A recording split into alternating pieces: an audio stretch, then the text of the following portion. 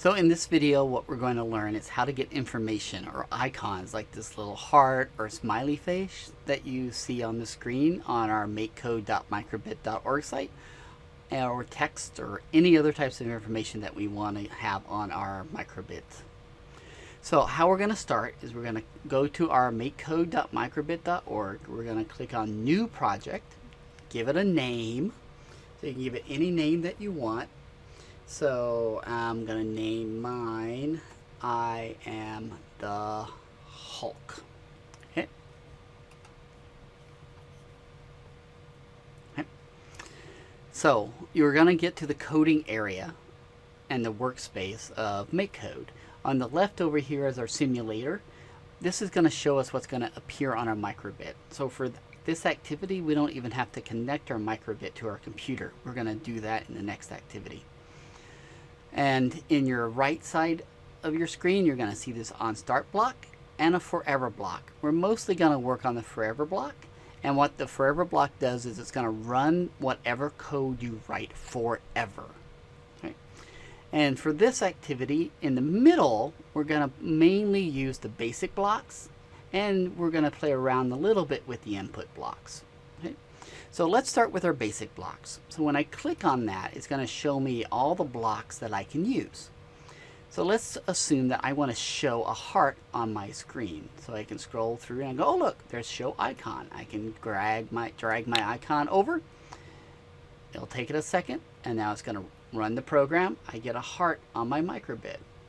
Now if I wanted to show, let's say, something else, say like a heart and a smiley face, I just drag the smiley face over. Notice, and it's just going back and forth over and over again. But maybe I want to pause or slow this down a little bit. So if you wanted to slow it down, you would just click on basic again and go, okay, there's got to be a slow down or something button block. There's a pause block. I'm going to put that in the middle. Now computers think in the term of milliseconds. Okay, so 100 milliseconds is pretty fast, right? That's 1/10 of a second. So let's say I want to slow it down to 2 seconds. That would be 2,000 milliseconds. All right, so now let's run it and see what happens. There's my heart, and count 1, 2, smiley face. All right, and then it jumps right back to the heart icon. So maybe if I really wanted to slow this down, I could put in multiple pauses.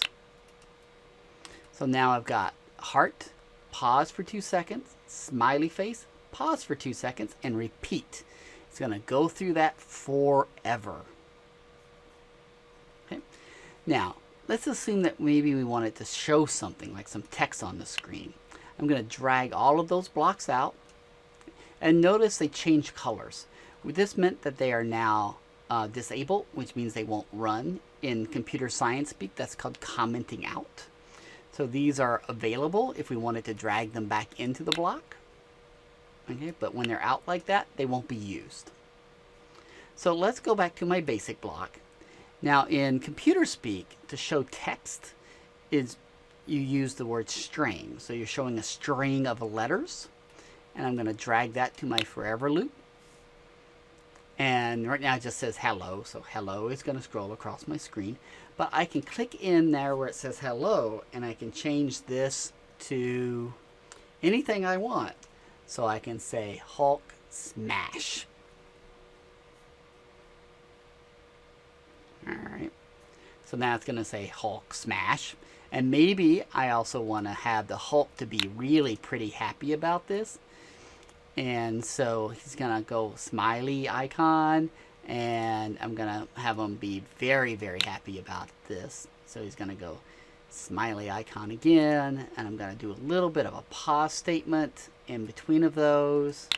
So he's going to smash, smile, pause for a second, smile, and we're going to see it pop up on our simulator tool over here on the left. There's a happy Hulk. Okay, so that's really all that there is to it to get information to show onto your microbit. Now let's add a little bit of interactivity here. So I'm going to actually take these blocks, and when you drag them to the center, there's a trash can that pops up so you can delete them.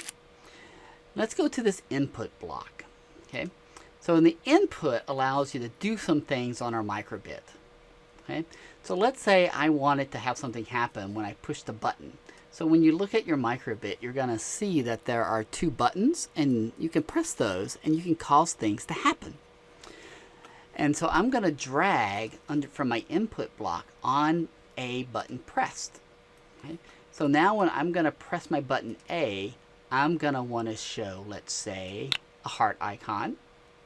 But now let's say when I on button A, and notice there's a drop down arrow there, I can say B. Okay, and now I'm gonna say on button B, I'm gonna show an icon, and button B is a bad button, so let's say I'm gonna show a frowny face or a skull.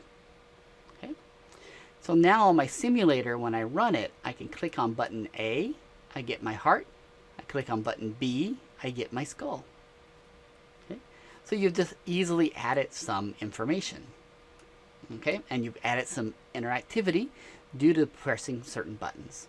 Okay. All right, you can also do some cool things like on shake. Right, so now when I shake it, maybe I want to show something like some text that says help.